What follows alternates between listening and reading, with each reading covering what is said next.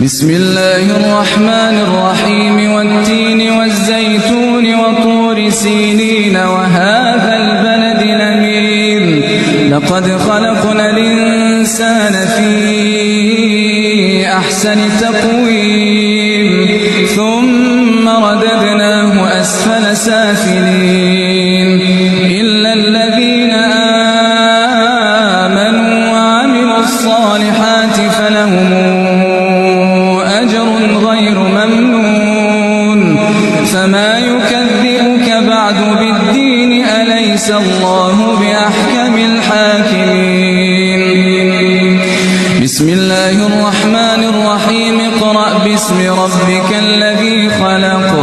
خلق الإنسان من علق اقرأ وربك